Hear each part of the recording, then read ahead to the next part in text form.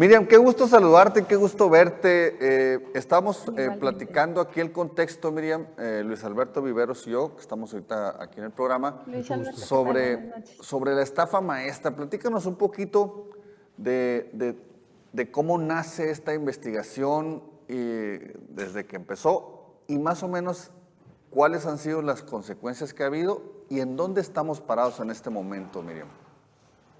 Pues mira, te platico. La investigación nace, la verdad, de algunos dichos, unas declaraciones que hace el auditor superior de la Federación.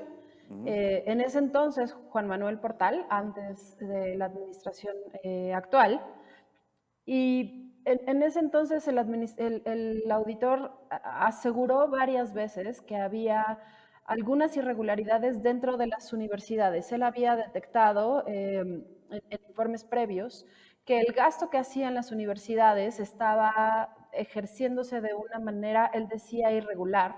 Nosotros no teníamos claro exactamente qué es lo que estaba pasando, pero a partir de estas declaraciones del auditor, nosotros vamos directamente a las revisiones de la auditoría y efectivamente en ese momento ya había informes de auditorías forenses, que son cuando los auditores van encontrando o van revisando parte de la cuenta pública y en algún momento encuentran irregularidades de manera constante o en una manera sistemática, abren lo que se llama una auditoría forense, que lo que significa es que ellos ya detectaron un modus y lo que están buscando es una manera de comprobar y de certificar para poder generar algún tipo de denuncia o alguna queja administrativa, algún proceso un poquito ya más en forma para poder denunciar algunos de los desvíos. Entonces, a nosotros ya nos indicaba eso, que había irregularidades constantes y seguidas. Lo que nosotros logramos hacer a partir de estos informes de la auditoría es rastrear a dónde llegaba el dinero. Nosotros veíamos que llegaba, para empezar, lo que encontramos es que el dinero venía del gobierno federal, es decir, venía de dependencias. Nosotros pensábamos que el desvío se hacía de manera directa con las universidades o que iniciaba en las universidades. Lo que vamos descubriendo es que el desvío inicia desde una dependencia federal. Por ejemplo, en el caso de Telemax y en los casos más fuertes que logramos comprobar fue en Sedatu, en Sedesol. En total son 11 dependencias en la publicación que nosotros hacemos de manera inicial, pero básicamente lo que logramos documentar es un sistema, es decir, cómo una dependencia subcontrata o contrata más bien de manera directa. Ustedes saben bien que cuando hay otros entes de gobierno que participan en un proceso, no se requiere hacer una licitación. Entonces, los contratos se entregan de manera directa y no hay todos los candados ni todas las especificaciones que se tienen en una licitación federal. Es mucho más fácil sacar el dinero de allí y trasladarlo directamente a una empresa que no necesariamente cumple con todas las características que necesita cumplir o siguiendo la ley de administración, siguiendo los procesos de adjudicación y de adquisiciones que marca la ley federal. Entonces, lo que nosotros encontramos es un desvío más o menos, lo que nosotros, en la última cifra que documentamos, es un desvío de alrededor de 5,000 millones de pesos. Insisto, solo son 11 universidades, 11 dependencias con 8 universidades, que a su vez estas universidades subcontratan empresas. Sí. Las empresas prestan o no algunos servicios, es decir, como para tratar de taparle un poco el ojo al macho, lo que hacen es prestar algunos servicios unas empresas, el resto. Generalmente, en nuestro caso, por ejemplo, encontramos de 116 empresas que estuvieron contratadas, 86 eran empresas fantasma. Entonces, el dinero se iba a empresas fantasma y, bueno, de ahí se...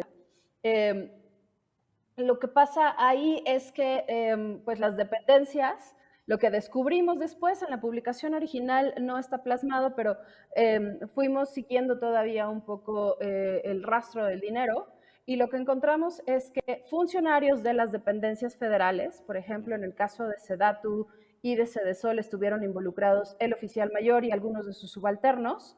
Lo que hacen es diseñar las licitaciones y adjudicar los contratos para transferirlos a una universidad que estuvo coludida, en este caso en los que tenemos la documentación es la Universidad del Estado de México y la Universidad de Morelos, pero por ejemplo en investigaciones subsecuentes lo que vimos también es que órganos de televisión, como en el caso de Sonora, en el caso de la televisora de Quintana Roo, en el caso de algunas emisoras estatales en el estado de Hidalgo, funcionaron, tienen la misma función porque son universidades o bien algunos entes públicos.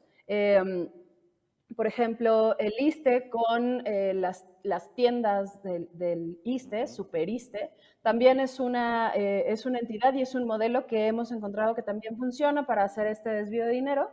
Esas sirven como de bisagras, tanto las universidades como las empresas paraestatales de comunicación, de televisión, etcétera, sirven de bisagra para limpiar los contratos o para justificar el que el dinero salga de la dependencia y se va, insisto, a empresas fantasma en su mayoría. Hay algunas empresas que sí existen y prestan un servicio como para hacer algunos entregables, como para justificar un poco la salida del dinero, ¿no? En el caso de Sedatu y de Sedesol fueron programas sociales, entrega de despensas, organizaciones de conciertos, cosas que tenían que ver con Cruzada contra el Hambre en algunos momentos. Y bueno, pues ahí es en donde básicamente se concentra el grueso de los desvíos. Miriam, del recuento que ustedes han hecho, del seguimiento que has hecho tú, ¿hay gente en la cárcel o, digamos, vinculada a proceso en este momento? ¿Cuánta gente? ¿Quiénes son? ¿Qué es el perfil? Vinculados a proceso hay aproximadamente unos 6 funcionarios, casi todos derivados de la denuncia que se abre a partir del caso de Sedesol y de Rosario Robles. Anteriormente yo trabajaba en Mexicanos contra la Corrupción, en donde participamos en la publicación. Mexicanos contra la Corrupción tiene un brazo legal y en ese momento se decidió que había posibilidad de interponer una denuncia.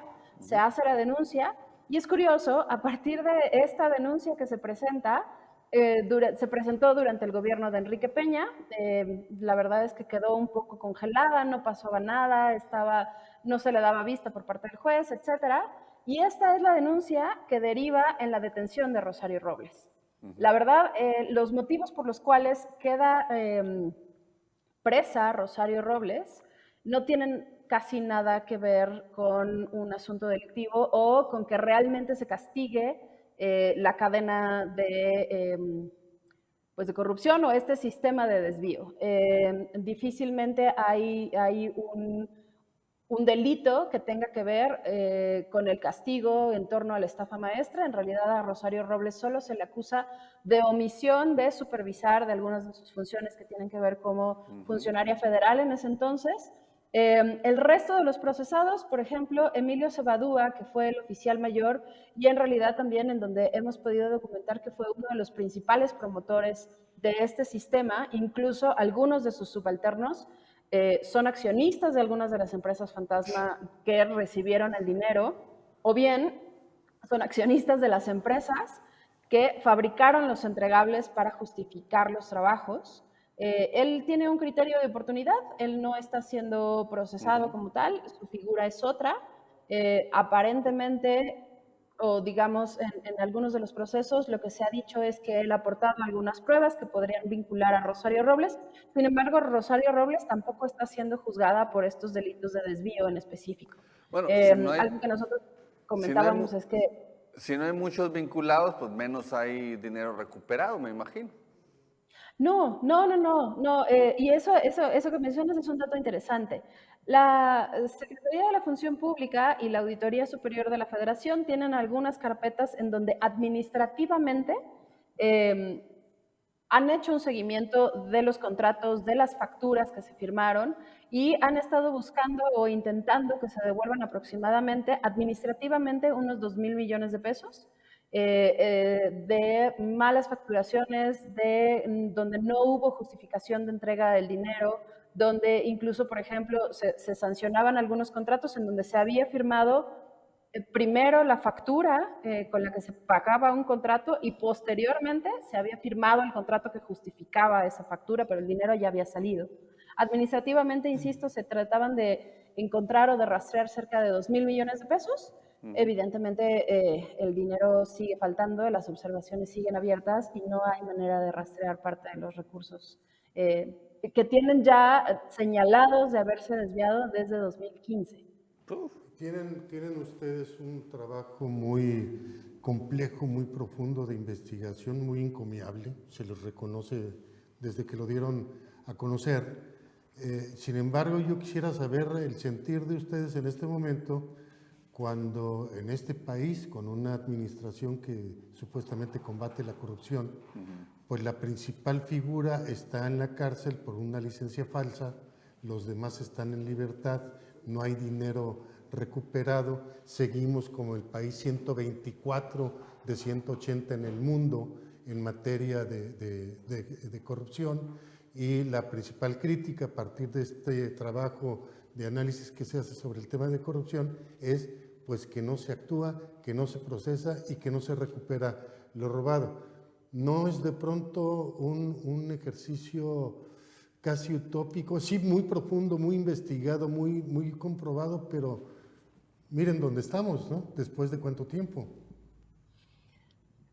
Creo que si nos concentráramos en los resultados que obtenemos a partir de las investigaciones que efectuamos, pues ya nos dedicaríamos a otra cosa, ¿no? Sí, es muy frustrante, la verdad, pero también al mismo tiempo creo que, y esto nos lo hemos repetido y de alguna manera pues procuramos que siga siendo nuestro motor. Nuestro trabajo como periodistas en realidad no está necesariamente que alguien termine en la cárcel, que alguien termine sancionado. En realidad, pues la intención es dar a conocer la información, señalar eh, los sistemas de corrupción, los sistemas que facilitan.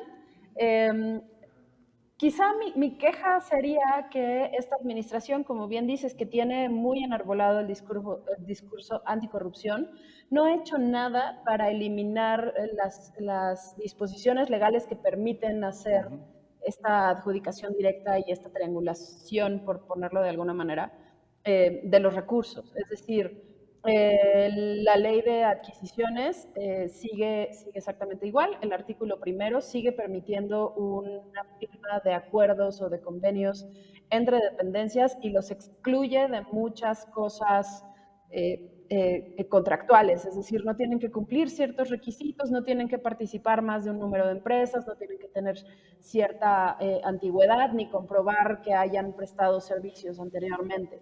Entonces, me parece que ahí hay una falta incluso de quehacer político, es decir, no necesitan un decreto o una modificación legal para llevar a cabo este tipo de cosas y sin embargo me parece más que O al suficiente final, la pues, voluntad política. lo decretas como asunto de seguridad nacional y no pasa nada, ¿no? Así Y es. sale todavía peor, creo, Miriam, porque pues pues sí es mucho más opaco. Miriam, pues muchas gracias por tu participación. La verdad es que esa conclusión que tú dices es algo que también de alguna forma hemos llegado acá.